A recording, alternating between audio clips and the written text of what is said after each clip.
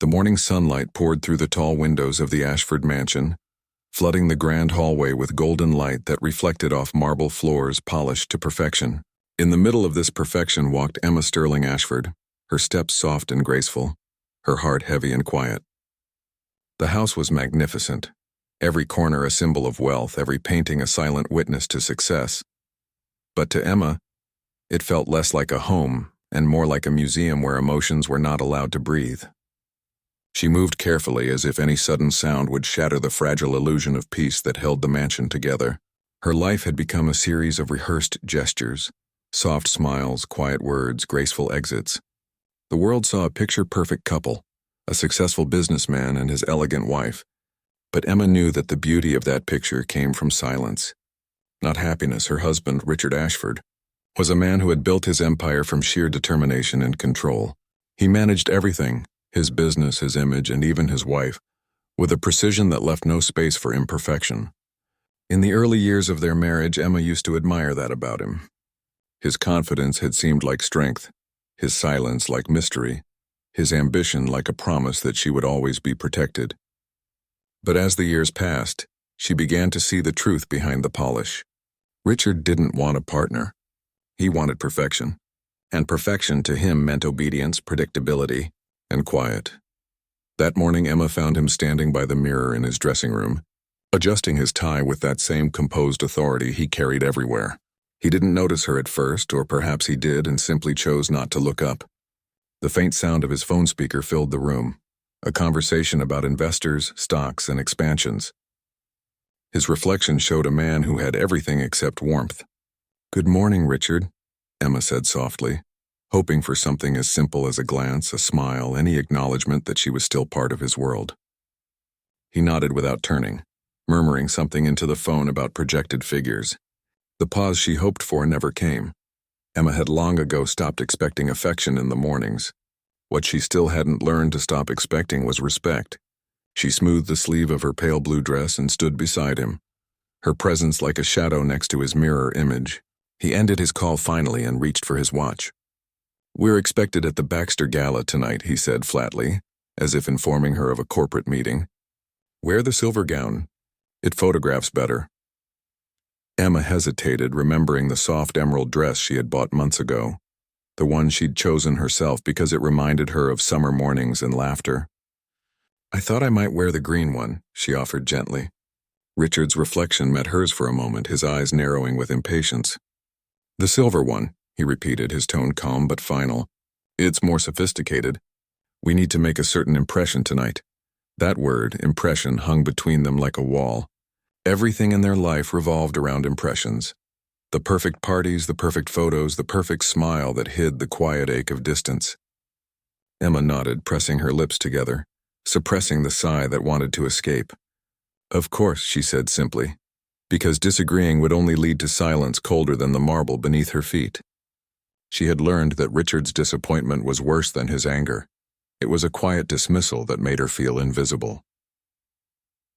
The day passed slowly.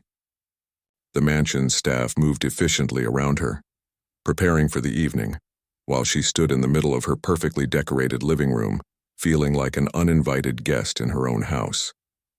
Once she used to paint, to read, to laugh for no reason. Now her laughter had become a memory she barely recognized. She looked around at the expensive furniture, the art, the luxury, all symbols of success, and felt none of it belonged to her. Every corner reflected Richard's taste, not hers. Even the scent in the air was one he had chosen, a sterile, expensive fragrance that masked everything human. By evening, Emma stood before her vanity mirror, the silver gown fitting her body like a cage of silk. It shimmered beautifully under the lights, but she couldn't help thinking that beauty without joy was just another form of restraint. She brushed her hair, applied light makeup, and for a moment stared into her reflection, searching for the woman she used to be, the girl who used to dream of love, laughter, and shared sunsets. But her reflection only stared back with tired eyes that had learned to smile on command. When the car arrived, Richard was already waiting outside, checking his watch with his usual impatience. He looked immaculate in his tailored suit, his posture sharp and unyielding. "You're late?" he said without looking at her, though she was right on time. "I'm sorry," she replied automatically, though she didn't know what she was apologizing for anymore. They drove in silence through the glittering streets, the world outside buzzing with life while the car felt like a vacuum sealed from emotion. Emma watched the passing lights and wondered when love had turned into obligation. The gala was held at the Grand Mayfair Hotel, a palace of chandeliers and laughter. Cameras flashed at the entrance, catching every smile, every handshake, every whisper. As they stepped inside, Richard's hand rested lightly on her back, a gesture that looked affectionate but felt rehearsed. They greeted people, shook hands, and posed for photos, every movement part of a performance she no longer believed in. Emma had learned her role well, to smile softly, to stand gracefully, to blend in like a painting in the background of Richard's world. Then came the moment that would change everything. A photographer approached them with a wide grin. "Mr. Ashford, a picture for the business magazine. Your company's new expansion is making waves. Let's get a shot of you and Mrs. Ashford together." Emma instinctively straightened, stepping closer to her husband, ready to stand beside him as she always had. But Richard's hand, instead of resting around her waist, found her elbow and pressed lightly, not in affection but as a warning. His eyes flickered to the photographer, then back to her. He leaned in slightly, his voice low, his tone cutting like glass. "Not in this photo, Emma. You don't fit the image we need tonight." The words landed softly but cut deep.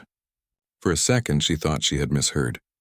But then he gently guided her aside, his hand still firm on her arm, before turning toward Vanessa Clark, his striking business partner.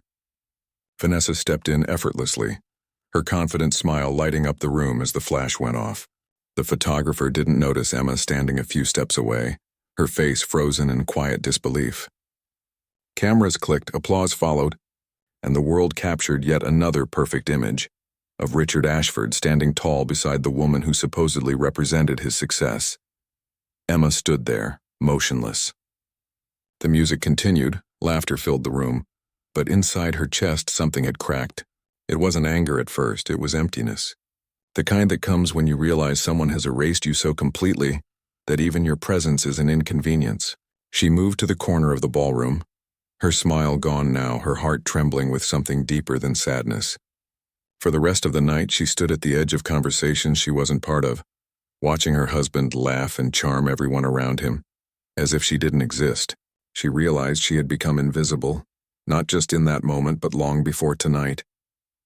This was simply the first time she could see it so clearly. When the gala ended, they drove home in silence. The car engine was the only sound.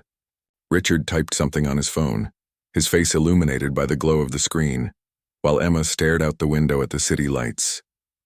She felt detached from everything, from him, from the world, from herself. Those lights outside, bright and alive, belonged to people living, feeling, dreaming. She, on the other hand, was just existing. When they arrived at the mansion, Richard stepped out first, already taking a call before the driver even opened Emma's door. He didn't look back.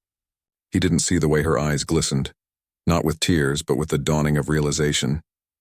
Inside the quiet of their bedroom, Emma stood before the mirror again. The silver gown shimmered in the soft light, elegant and flawless, just like he wanted. But she saw through it now. She saw the woman behind it, silent, small, almost erased. Slowly, she reached for the zipper and pulled it down, the sound echoing in the emptiness. The gown slid off her shoulders, pooling at her feet like the last layer of pretense. She stood there, vulnerable but strangely free. For the first time in years, she wasn't dressed for him. She wasn't pretending. She was simply herself. Her phone buzzed. It was a message from Grace, her grandmother, the only person who had ever truly seen her. "How was the gala, sweetheart?" Emma stared at the screen, her fingers trembling. She wanted to tell her everything, that her husband had told her she didn't belong by his side, that she felt like a ghost in her own marriage. But she couldn't, not yet. So she typed back, "It was fine. Talk tomorrow." Then she placed the phone down, turned off the lights, and stood by the window. The garden below was bathed in moonlight. The roses she had planted years ago swayed gently in the wind, unafraid to bloom even in the dark. She watched them and felt something stir inside her, a small, quiet rebellion, a whisper that said, "You are still here." That night, she couldn't sleep. She lay awake, thinking about the years she had lost trying to be the woman he wanted. Every decision, every dress, every silence had been shaped by him. Somewhere along the line, she had stopped being Emma and had become Richard's reflection.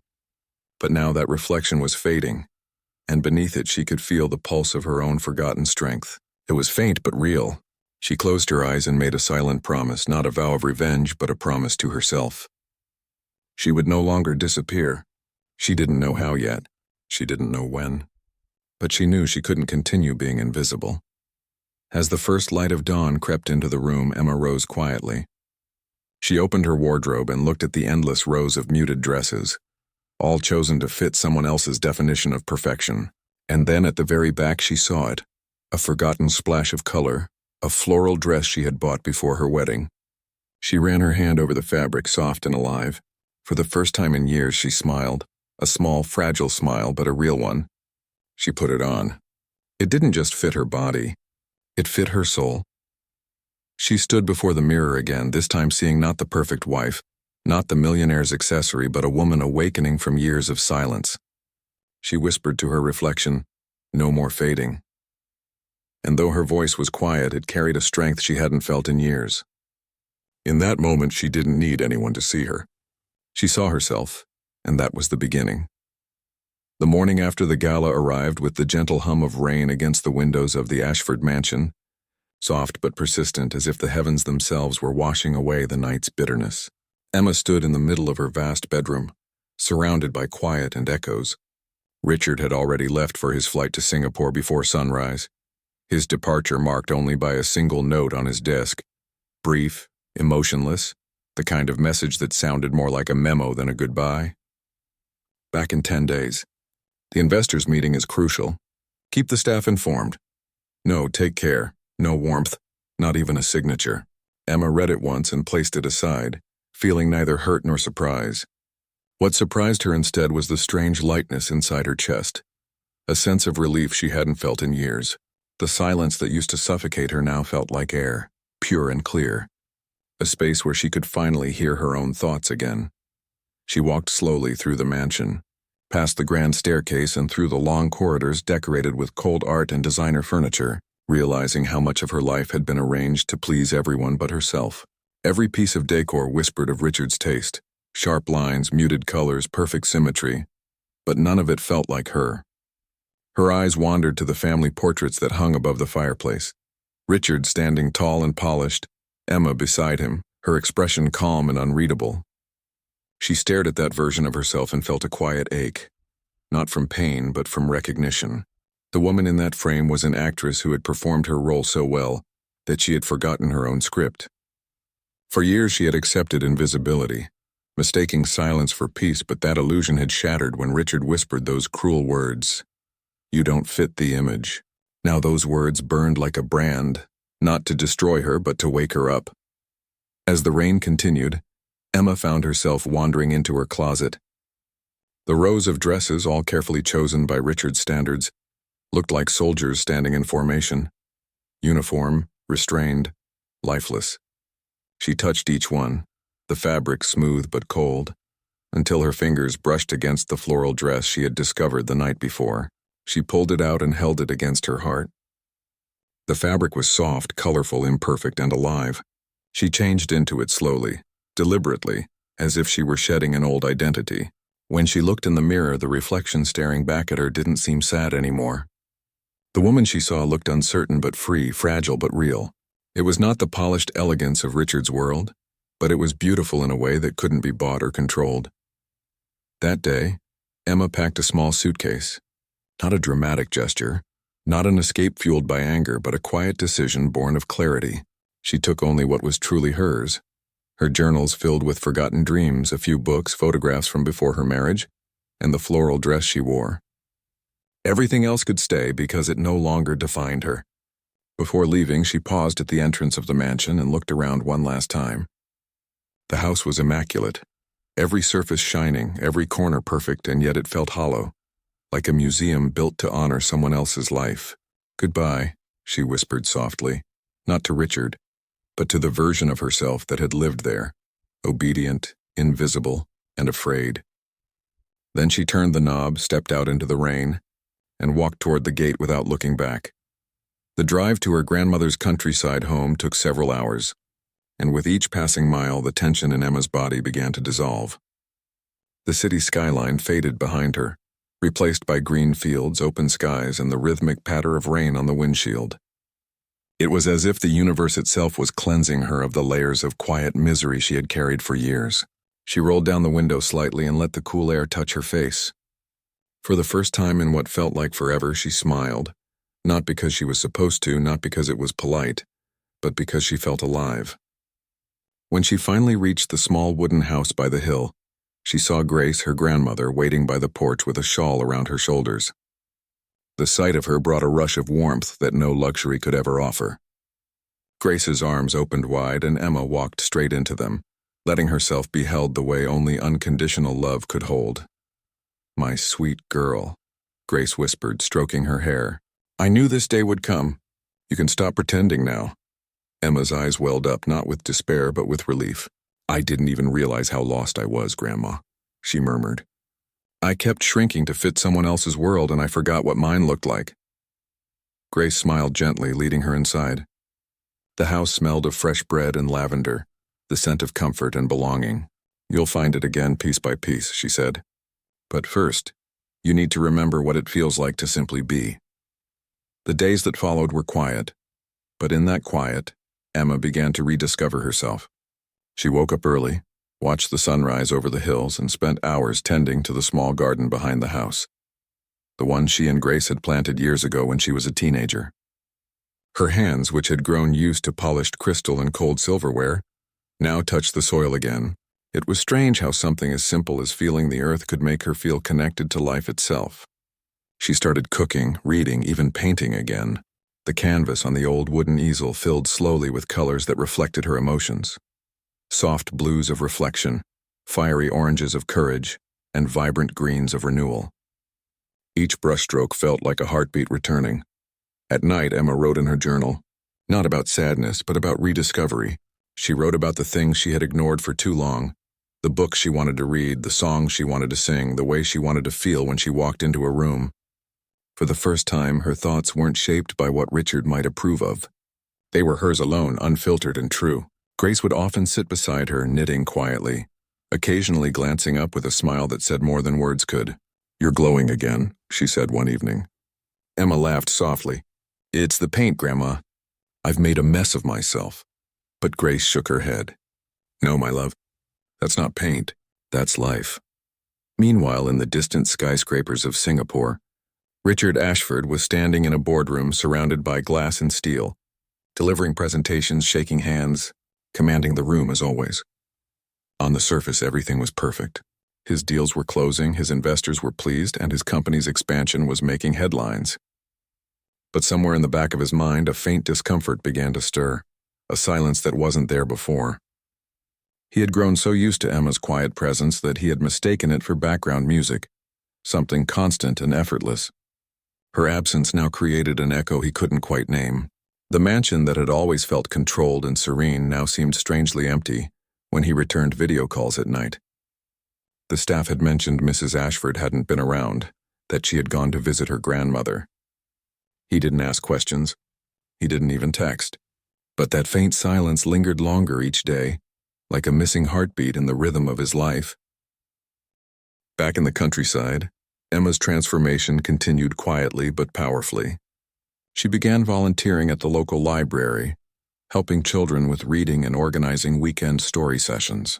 The laughter of children filled the air. Their curiosity reminded her of her own lost sense of wonder. She realized that fulfillment didn't come from standing beside wealth. It came from standing inside purpose. One afternoon, a small girl named Lily tugged at her sleeve and handed her a crayon drawing. A woman standing in a garden surrounded by flowers. "That's you, Miss Emma," the girl said shyly. "You make things grow."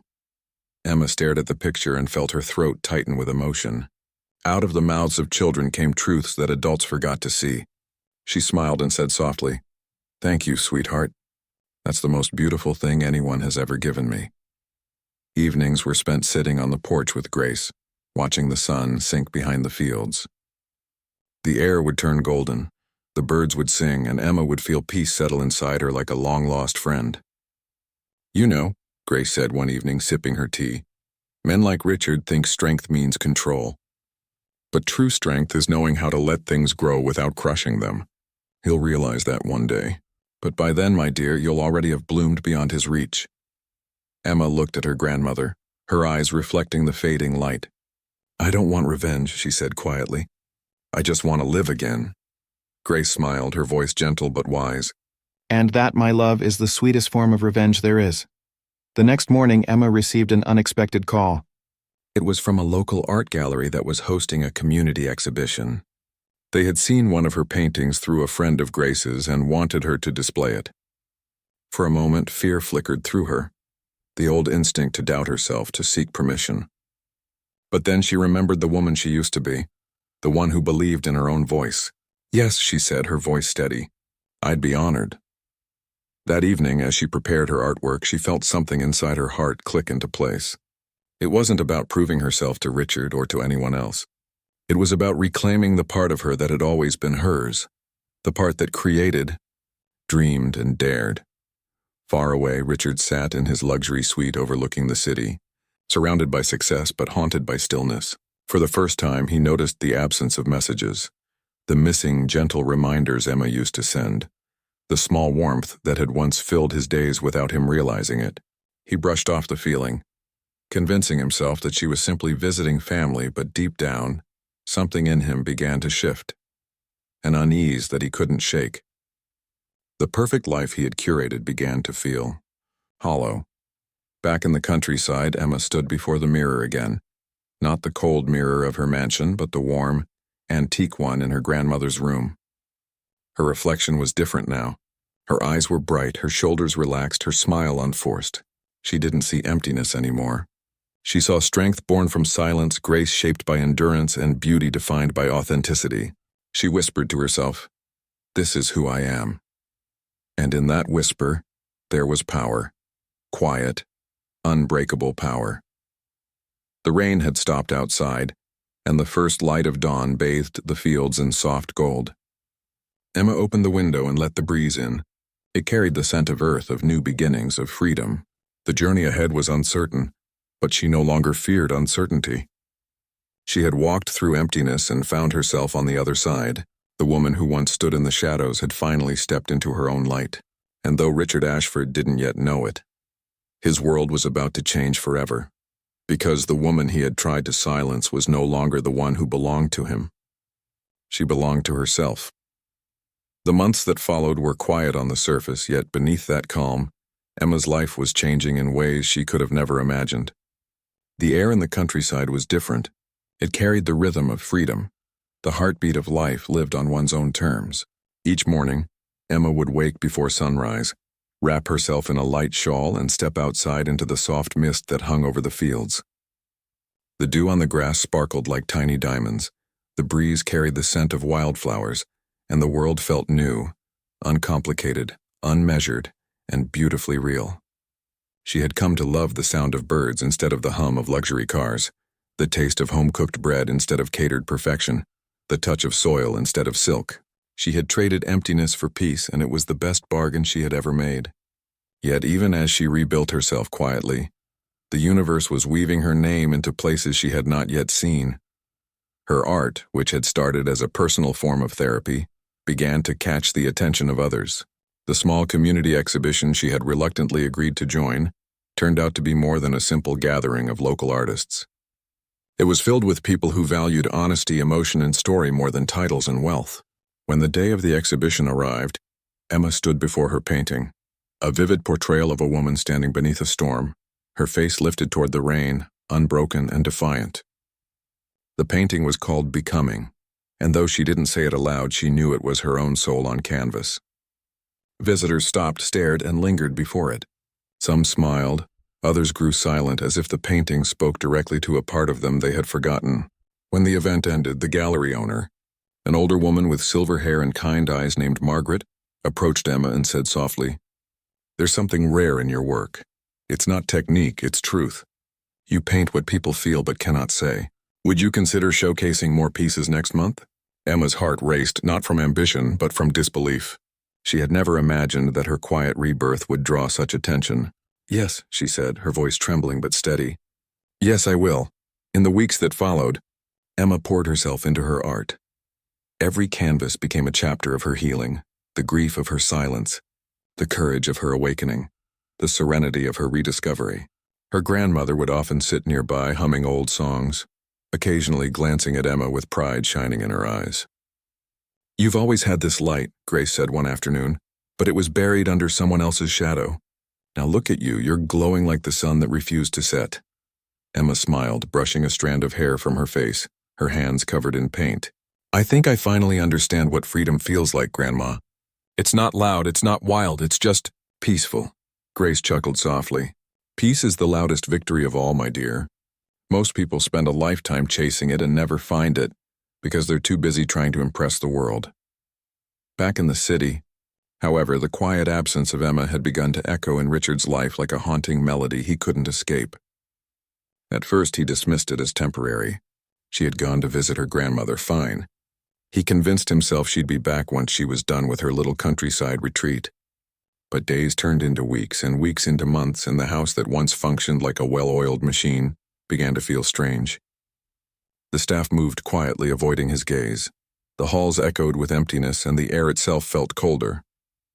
Richard began to notice the small things, how the flowers in the vases no longer looked fresh, how the aroma of morning coffee lacked its usual warmth, how even his clothes didn't seem as crisp as before. He told himself it was irrelevant, yet somewhere deep down, a discomfort began to grow, a realization that success, wealth, and power all felt strangely hollow without the quiet steadiness that had once filled the background of his life. One evening, as Richard sat in his study going through reports, he noticed a photograph lying face down on the corner of his desk. He picked it up absent-mindedly and his breath caught. It was an old picture from their early years. Emma standing in a field, sunlight in her hair, laughter in her eyes. She looked carefree, untouched by the cold polish of high society. He stared at that image for a long time, and for the first time in years his heart felt heavy, not with pride but with regret. When had he turned that woman into a stranger? When had he stopped seeing her? He set the photograph down, but the image burned in his mind long after. A few days later, he overheard a conversation during a lunch meeting with a group of investors. One of them, a woman from the media sector, mentioned an upcoming art feature. There's this local artist everyone's talking about, she said. Her name's Emma Sterling. Her work has such raw emotion. It's like she paints from the soul. The story behind her art is even more powerful. Rumor says she walked away from a life of wealth to rediscover herself. That kind of courage is rare. Richard froze mid-sip. The name hit him like a spark in dry air. Emma Sterling. It had been years since he'd heard her maiden name spoken aloud. For a moment he didn't move, didn't breathe. He felt an odd mix of disbelief, curiosity, and something else. Something sharper, like shame. Emma Sterling? He asked, trying to sound casual. Yes, the woman replied. She's being featured next month in the Metropolitan Gallery downtown. You should see her work, it's breathtaking. That night, Richard sat alone in his penthouse, staring out over the city lights. The view that once filled him with pride now seemed meaningless. He couldn't stop thinking about that conversation, about how easily the world had begun to admire the woman he had once silenced. He thought of the photo he had pushed her out of, the whisper that had cut her heart. You don't fit the image we need tonight. How ironic that the very image he had protected so fiercely was now dull without her light. For the first time in his carefully controlled life, Richard Ashford couldn't control his thoughts. He realized that he had not only lost Emma's love, he had lost the right to stand beside the woman she had become. Meanwhile, Emma's life was blooming beyond anything she had imagined. Her paintings began to sell not for profit but for meaning. People connected to her story, the quiet woman who found strength in solitude, who turned her pain into art. Magazines began writing about her journey. Interviews were requested and her name started to appear in places where truth still mattered.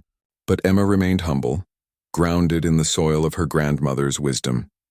Fame doesn't heal you, Grace reminded her one morning as they shared tea on the porch. It just shows the world what healing looks like. Emma smiled softly, gazing at the horizon. I don't want fame, Grandma. I just want to keep feeling alive. Grace nodded knowingly. And that's why people see you, child. Because you stopped trying to be seen. When the day of the Metropolitan Gallery event arrived, Emma wore a simple white dress, elegant yet effortless, with a soft ribbon around her waist. The gallery was filled with critics, artists, and admirers, but Emma's presence radiated calm. Her paintings told stories of strength through silence, of courage through pain, and of beauty through authenticity. As she stood beside her collection, she heard whispers of admiration, people speaking about her resilience, her grace, her transformation. She didn't need to say much. Her work spoke for her. Then, as the evening unfolded, she felt a shift in the crowd, a sudden quietness like a wave moving through the room. She turned slightly and saw him. Richard stood at the entrance, dressed impeccably as always, yet something about him looked different. His confidence seemed forced, his composure strained. Their eyes met for the first time in months. Time stopped. Around them, conversations faded into murmurs. For a brief, fragile moment, neither moved. Emma felt no anger, no hatred, just a deep, steady calm. Richard took a hesitant step forward, but Emma remained still. When he finally reached her, his voice was low, uncertain. "Emma, you look—" He paused, searching for the right word. "You look alive." She smiled gently, the kind of smile that came from peace, not from forgiveness. "I am Richard," she said softly, her tone kind but distant. "For a long time I thought I had to be perfect to be loved. But I was wrong. I just had to be myself." He looked around at her paintings, each one bursting with emotion, each one a mirror of the life she had reclaimed. "You did all this without me," he said quietly. Emma met his gaze, her eyes steady. "No, Richard," she replied. "I did this because of me." There was no cruelty in her words, only truth, the kind that heals by being spoken. Richard's throat tightened as he realized that she no longer belonged to the version of life he had built. She had stepped beyond him, beyond the narrow walls of his world. "I was wrong," he whispered. "I thought I was protecting something perfect, but I was just destroying something beautiful." Emma nodded slowly.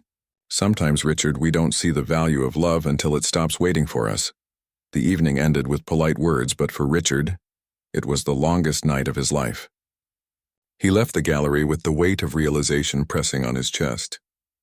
He had measured success by numbers, perfection by control, and love by appearances, and in doing so he had lost the only person who had ever made his world real. As for Emma, she stood on the balcony of the gallery after everyone had gone, the city lights shimmering below. She breathed deeply, feeling the wind on her skin, the pulse of her own heartbeat steady and strong. She had faced the man who once made her small, and she hadn't trembled. She had no desire to make him regret her absence because his regret was already his burden to carry. Her victory wasn't in his sorrow, it was in her serenity. When she returned home that night, Grace was waiting up for her, sitting in her favorite armchair with a knowing smile. "So he came?" she asked. Emma nodded, setting down her bag. "He did." Grace tilted her head slightly. "And how do you feel?" Emma walked to the window and looked out at the moonlit garden. "I feel free," she said quietly. "For the first time in my life, I don't need someone to see me to know that I exist." Grace's smile deepened. "Then, my dear, you've learned what most never do. You've become your own light." Outside, the wind whispered through the trees, carrying away the last traces of the past. Emma closed her eyes and let it touch her face, her heart filled with peace that no wealth could buy, no man could define, and no loss could take away. The world was beginning to notice her again, but this time it wasn't because she stood beside someone powerful. It was because she had found the power within herself. Richard Ashford had always believed that regret was for the weak. To him, success had been a simple equation of strategy, timing, and power, an unrelenting march toward perfection. But perfection had a cost he'd never truly counted until the day Emma's absence stopped being temporary and became the defining silence of his life. The mansion that once gleamed with elegance now felt cavernous, its perfection mocking him with every echoing footstep. He would walk through the halls at night, the marble floors reflecting his lonely silhouette. And for the first time, he saw not grandeur, but emptiness. The scent of Emma's favorite lavender candles had long faded. The warmth of her laughter, once quietly present even when she wasn't speaking, had vanished entirely. There was no music, no softness, only the sterile hum of his own isolation. It was in that stillness that he realized how easily a man could own everything and still have nothing. His work no longer satisfied him. The meetings, the applause, the flashing cameras that once thrilled his ego now felt hollow. Meaningless gestures in a play he no longer believed in. His employees still admired him, investors still praised him. But when the crowds dispersed and the offices emptied, he would sit at his desk staring at the city skyline. Haunted by the reflection of his own eyes, he could see the years of control, the arrogance that had masqueraded as strength, the quiet cruelty hidden behind his obsession with image. What disturbed him most wasn't Emma's absence. It was the realization that he had never really seen her. He had owned her presence but never cherished her soul, had shaped her silence into something convenient, had mistaken submission for peace. Now, in the cold quiet of success, those choices came back to him one by one like ghosts demanding acknowledgement. One evening, while scrolling through the headlines on his tablet, he came across an article that froze him. Emma Sterling Ashford, the woman who found herself beyond perfection.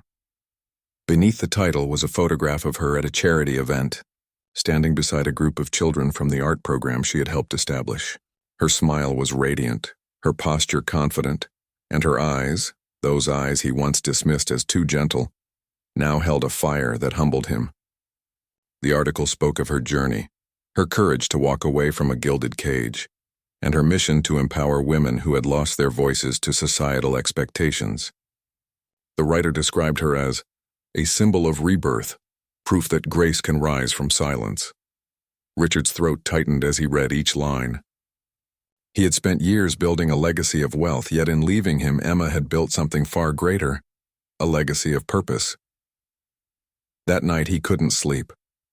Memories flooded his mind like relentless tides.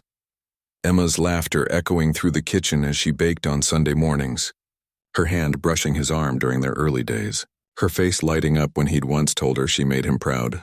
Those moments were real once, before he'd started measuring love through the lens of appearances and status.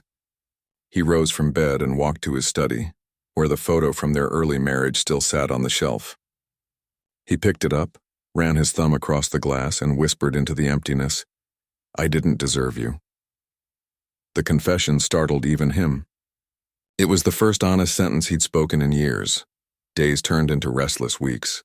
He found himself searching for her name online more often than he cared to admit, watching snippets of her gallery interviews, reading comments from people who called her inspiring, fearless, pure light, each word carved deeper into his pride, forcing him to face the man he had been.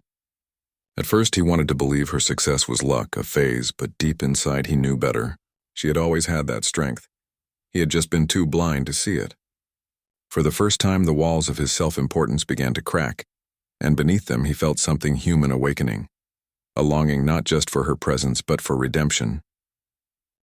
He reached out cautiously at first. A bouquet of white lilies arrived at her countryside home one morning, accompanied by a short note written in his firm handwriting. "I hope you're well. I'm proud of what you've become." Emma read it while standing by the window, the morning sun illuminating the delicate petals. She felt no anger, no ache, just an odd mix of gratitude and distance. She placed the flowers in a vase on her porch, not as a gesture of forgiveness but as a quiet acknowledgement that the man who once silenced her was finally learning to listen. When Grace saw the note, she smiled knowingly. "He's waking up," she said softly. Emma nodded, her expression thoughtful. "Maybe," she replied, "but some awakenings come too late." Weeks later, Richard drove to the countryside unannounced, his car rolling slowly down the narrow dirt road leading to Grace's house. He parked at a distance and stepped out, the smell of fresh earth filling the air. It had been years since he had breathed such simplicity. As he approached the small wooden porch, he saw Emma kneeling in the garden, her hands covered in soil, her hair tied back loosely, her face serene. For a long moment he simply watched her, this version of her he had never known, unguarded, authentic, alive. When she finally looked up and met his eyes, he saw no resentment there, only calm strength. "Richard," she said softly, standing and brushing dirt from her hands, "I wasn't expecting you." He hesitated, suddenly unsure of his place. "I know," he murmured, "but I needed to see you. I've been thinking about everything." "About us," she gestured toward the porch. "Then sit," she said kindly. They sat in silence for a while, the air thick with unsaid truths. Finally he spoke, his voice low, stripped of its usual confidence. "Emma, I hurt you. I thought success meant control. I thought appearances mattered more than feelings. I was wrong. I was cruel, and I'm sorry." The words sounded strange coming from him, like a language he had never spoken before. Emma looked at him, her gaze steady. "You don't owe me those words, Richard," she said quietly. "You owe them to yourself." He frowned, slightly confused. She continued, "Forgiveness isn't about erasing what happened. It's about understanding it. You can't undo the past, but you can stop being the man who created it." Her calmness disarmed him. He had expected tears or anger, perhaps even rejection, but what he received was grace, and that was harder to face. "I don't know who I am without you," he admitted, his voice breaking slightly. Emma's expression softened, but her resolve didn't waver. "That's the problem," she said. "You built your world so tightly around image that you forgot how to exist outside of it. Maybe now it's time you learn who you are, not as a husband, not as a businessman, but as a man." The simplicity of her words struck him like a revelation. For years he had defined his worth through titles and possessions, but sitting beside the woman he once silenced, he understood that worth had nothing to do with wealth. They talked for a long time, not about rekindling their marriage, but about truth, accountability, and growth. When he finally rose to leave, he looked around the little house, the garden, the peace surrounding it, and said quietly, "You've built something beautiful here." Emma smiled. "I didn't build it," she corrected. "I discovered it. It was always inside me, I just stopped burying it." He nodded slowly, his eyes misted with humility. "You've become everything I never let you be," he said softly. "And for that, I'm truly proud of you." She placed a hand on his arm briefly, a gesture of closure. "Be proud of yourself too, Richard," she whispered, for finally seeing. When his car disappeared down the road, Emma stood on the porch for a long time, the evening wind brushing against her skin. She felt lighter, not because of his apology, but because she had learned that closure doesn't come from another person. It blooms from within. She walked back to her garden, kneeling beside the rows of new seedlings she had planted earlier that week. As she pressed her fingers into the soil, she realized that growth was never a sudden miracle. It was slow, patient, messy, and real, just like healing. That night, Richard returned to the mansion that had once been his kingdom and found it unbearable. The silence was different now. It wasn't empty, it was accusing. He sat by the window, staring at the city lights, and for the first time he didn't feel powerful. He felt small but strangely human. He began making changes, small at first. He started listening more, treating his employees with empathy, donating to causes that mattered, mentoring young entrepreneurs not to repeat his mistakes. He no longer chased perfection. He sought meaning. His empire didn't crumble, it transformed. And though he knew he could never reclaim Emma's love, he carried her lessons like a compass pointing toward a better man. Back in the countryside, as spring unfolded, Emma's life continued to bloom. Her art school for women opened its doors, filled with laughter, colors, and hope. She taught not just painting, but the art of believing again, the art of remembering one's worth. Sometimes late at night she would stand by her window, watching the moon and thinking of the past. There was no bitterness in her heart, only gratitude. She had loved deeply, lost painfully, and risen gracefully. The woman who once whispered apologies for existing was now the woman whose presence inspired others to live fully. And somewhere in the distance, in a quiet corner of his vast mansion, Richard Ashford would sometimes look up at the same moon, knowing that while he had lost her, he had gained something equally valuable, the truth of himself. Their stories no longer intertwined as lovers, but as lessons written in parallel, proving that sometimes the greatest love story isn't about two people finding each other again. It's about both finding themselves at last. Years passed, and the seasons rolled through time with their quiet rhythm. The countryside, once the backdrop of Emma's healing, had become a living canvas for her purpose. What had started as a modest art school built beside her grandmother's home had now blossomed into a sanctuary known as the Sterling Foundation for Creative Renewal, a haven for women who had forgotten the sound of their own voices. It was a place of color, courage, and rebirth, where art wasn't just a skill but a form of therapy, a bridge between pain and peace. Women from all over the country came to her, some broken by life, others simply lost, And under Emma's guidance, they rediscovered not just creativity, but themselves. Every wall of the school was painted with murals of transformation, hands reaching toward sunlight, faces turning from shadows to light, and in each stroke there was a fragment of Emma's journey, a reminder that healing is not the absence of scars, but the decision to bloom despite them. Grace, now older but still wise and warm, spent her mornings sitting by the garden porch, knitting scarves for the visitors while watching her granddaughter move among her students with gentle confidence. She often said that Emma's presence had changed the very air of the place. It felt lighter, brighter, as if hope itself had taken root in the soil. Emma's days were long but fulfilling. She taught classes, curated exhibitions, organized charity projects for underprivileged children, and traveled occasionally to speak at events where her story inspired countless others. Yet through all the recognition and acclaim, she remained grounded, her heart anchored in gratitude. She never saw herself as a hero, only as a woman who had once been lost and had found her way home. One spring morning, a letter arrived at her foundation, sealed in heavy cream paper with a familiar emblem embossed on it, the Ashford crest. Her hands hesitated before opening it. Inside, she found a simple handwritten message. Emma, I have established the Ashford Foundation for Women's Education in your honor. It funds scholarships for women rebuilding their lives after hardship. It's the least I can do for the lessons you taught me. I hope it serves the light you gave to others. Richard? For a long moment, Emma sat quietly, the letter resting in her lap as sunlight streamed across her desk. There was no wave of emotion, no flood of memories, only a deep, calm acknowledgement that life had come full circle. The man who once silenced her had found his own voice, and he had chosen to use it for good. That, she thought, was redemption in its purest form. In the years following their last meeting, Richard had changed in ways that would have been unimaginable before. He no longer chased headlines or awards. He stepped down from several of his corporate positions, choosing instead to devote his energy to philanthropy, mentoring, and education. The transformation wasn't publicized with grandeur.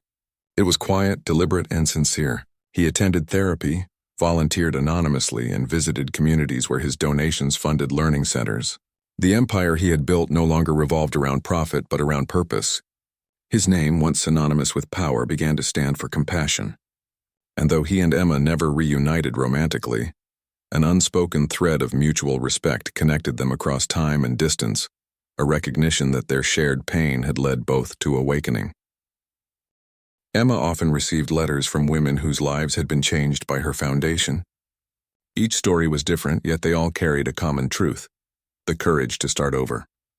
One woman had escaped an abusive marriage and found healing through painting. Another had been living in grief after losing her child but found hope through sculpture. Yet another, a young girl from the city, had discovered her passion for photography after years of self-doubt. Emma read each letter with tears of gratitude, realizing that her pain had not been in vain. It had become a bridge for others to cross toward light. One evening, as she stood on the balcony overlooking the garden, she whispered to herself, "Maybe that's what life is, turning the wounds that once defined us into doors for others to walk through." As the years gently etched silver into Grace's hair and added wisdom into Emma's gaze, the school grew into a movement. Newspapers and magazines wrote about it, but Emma rarely granted interviews anymore. She preferred to let the work speak for itself. She often said that true legacy isn't built in noise. It's built in quiet ripples that outlast applause. Her favorite moments were still the simplest: standing barefoot in the garden soil, painting under the open sky, or sitting beside Grace as the sun dipped behind the hills. The world had once demanded she be flawless, but she had learned that the most beautiful things in life are born from imperfection. One day, an invitation arrived for an international women's summit in Paris, where she was to receive a global humanitarian award. She hesitated at first. Awards had never mattered to her, but Grace insisted gently, "Go, my dear. The world should see what humility looks like when it turns into greatness." And so, Emma went. The ceremony was held in a grand hall filled with dignitaries, activists, and dreamers from around the world. When her name was called, she walked to the stage not with pride, but with grace that came from knowing her worth no longer depended on anyone's validation. As she accepted the award, she looked at the audience and said in her calm, steady voice, Once I believed silence was strength. Now I know that silence is survival, but speaking truth is freedom. My story isn't about loss, it's about rediscovery. And if you remember anything from me, let it be this: no one can take your light unless you hand them the switch. The hall fell silent for a moment, then erupted in applause that seemed to stretch endlessly, but Emma didn't hear the noise. She heard the sound of her own heartbeat aligning with peace. That night, as she returned to her hotel, she received a message from an unknown number. It was a photograph, an image of a new art wing at a girls' school in the city, its plaque engraved with the words, "The Emma Sterling Hall of Courage, a place where every voice matters." Beneath it was a short message. "Thank you for showing me what strength looks like." She smiled softly, tears filling her eyes, not from sadness but from closure so profound it felt divine. She whispered into the still night, "You finally learned to see." Then she turned off her phone and walked to the window. Paris glowed beneath her like a sea of stars, and she thought of how far she had come, from the lonely woman in the mansion who was told she didn't fit the image, to a woman whose truth had become an image of hope for countless others. When she returned home, Grace greeted her with her usual warmth, and the two spent the evening by the fireplace. Grace looked at her with eyes full of pride. "You've changed the world, my darling," she said softly. Emma shook her head, smiling. "No, Grandma. I just reminded it that kindness still exists." Grace chuckled, her frail hands wrapping around Emma's. "And that," she whispered, "is how the world truly changes." The next morning, Emma walked into the garden where it had all begun. The same garden she once looked out upon on that painful night years ago, when she realized she had disappeared from her own life. The roses she had planted were now vast and vibrant, a living metaphor for resilience. She knelt beside them, touching their petals gently. "You've come a long way," she murmured, and though she spoke to the flowers, she knew she was speaking to herself. In the gentle wind she felt her grandmother's presence, her mother's strength, and the echo of every woman who had ever dared to rise after being broken. As the sun climbed higher, its light spread across the horizon, spilling gold over the school buildings, the fields, the faces of her students who laughed and painted under the open sky. Emma watched them and felt her heart swell with a kind of peace that could not be described, only lived.